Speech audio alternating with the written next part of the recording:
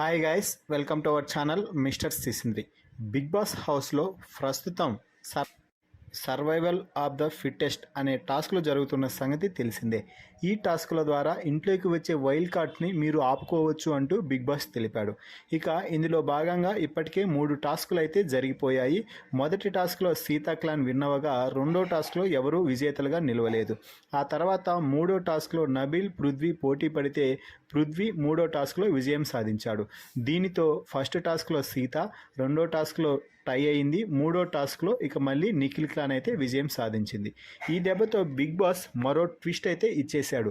ఆ ట్విస్ట్ ఏమిటి అంటే, మొదటి టాస్క్ ఓడిపోవడంతో నిఖిల్ను తన క్లాన్ నుంచి ఒక సభ్యుడిని తీసేయాలంటూ బిగ్ బాస్ చెప్పాడు.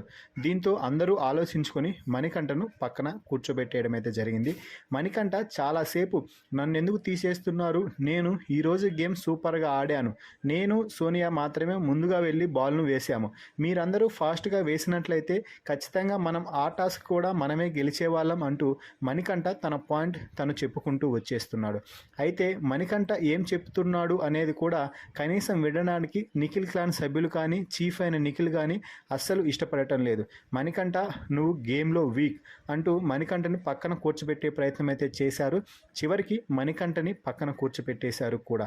మణికంఠ నిఖిల్ క్లాన్లో ఎవరూ లేని సహాయంలో కూడా మణికంఠ నిఖిల్ క్లాన్లో ఉండి గేమ్ ఆడి తనని తాను ప్రూవ్ చేసుకొని నిఖిల్ క్లాన్లో బెస్ట్ అనిపించుకున్నాడు.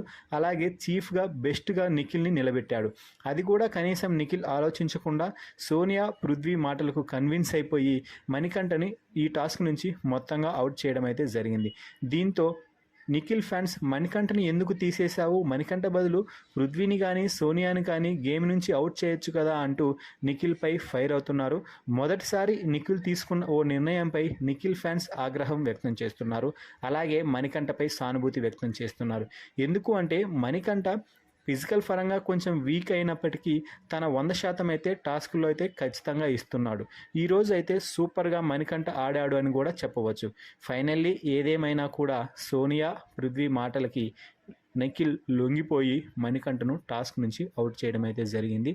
ఈ నిర్ణయంపై ఫ్యాన్స్ ఫైర్ అవ్వడంపై మీ అభిప్రాయాన్ని కామెంట్స్ రూపంలో తెలపండి. అలాగే మన ఛానల్ను సబ్స్క్రైబ్ చేయండి.